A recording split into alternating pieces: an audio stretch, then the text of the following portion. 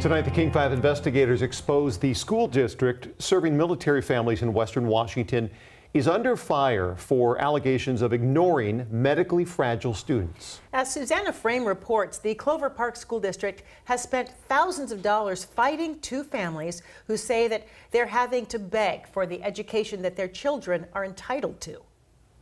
Hey! This is 13-year-old Bella Pastor of Lakewood. Her dad, Anthony, is a staff sergeant in the Army.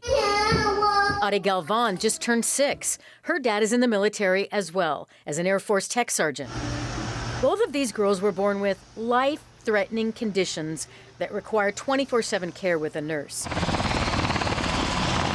That's why their families are based at Joint Base Lewis-McChord, to be close to first-class care at Madigan Army Medical Center. The parents assumed they'd find the same high quality from the school district serving military families, Clover Park in Lakewood. So you had high hopes for the Northwest and Clover Park. Absolutely. But the families say their children have had to fight for their lives and for an education, saying the district has failed them miserably.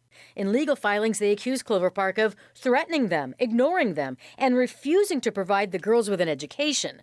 Treatment, they say, is rooted in discrimination based on the girls' extreme disabilities. Our experience with Clover Park School District has been dehumanizing.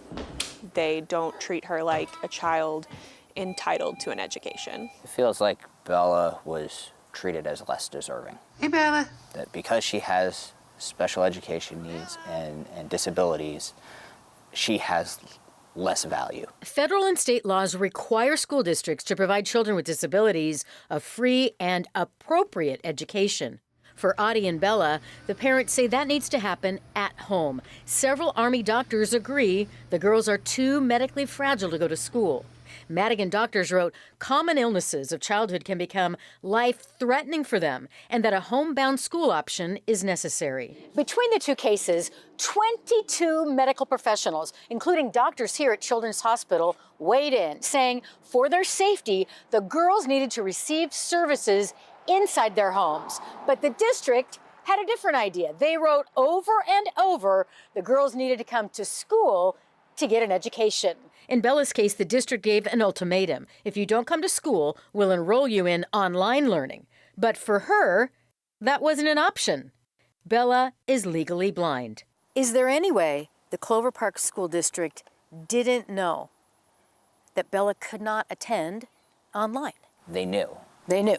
They knew. That was surprising to me. Special education attorney Carrie Feeney represents both families. I haven't experienced a school district that simply said, we will decide what is best for your child, regardless of whether the medical community agrees with us. We know best. We know best. Clover Park declined to be interviewed, but in court documents, they defended their actions, saying the district has been ready, willing, and able to serve the students at school, and that it's not Clover Park's fault, but the parents who interfered with the district's efforts. We have the most beautiful soul sitting at home waiting to go to school, and she is being denied her rights. She's being denied her education. She has thoughts. She has feelings. She's a 13-year-old girl. She deserves just as much as every other kid out there. While the district wasn't spending money on services for the girls, they were writing checks to lawyers. District legal bills show to fight Bella's family, they spent $185,000 on a portion of the legal fees in that case alone. Instead of choosing to spend all that money to give these children services that they need, you wanted to waste that money to deny children services. Awty and Bella have both been to school before when they were healthier, and they both progressed. I'm glad you came too. For example, they both learned to use a communication device. Hi. But medical reports show without school services, they've both regressed.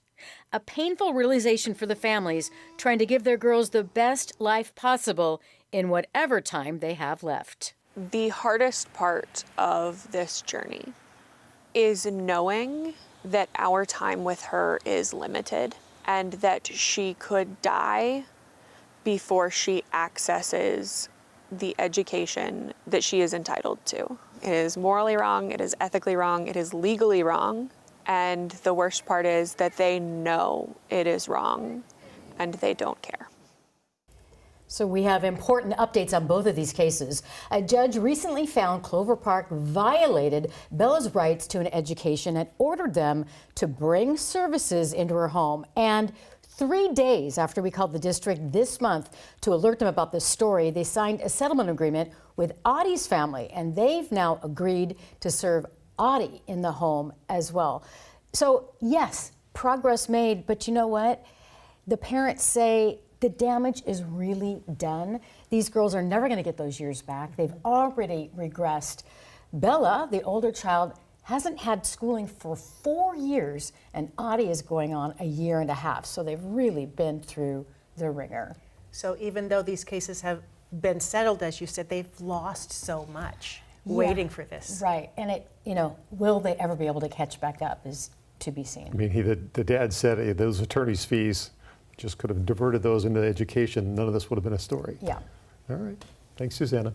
The King 5 investigators are dedicated to serving the public interest through watchdog journalism. If you would like to submit a tip to our team, email investigators@king5.com.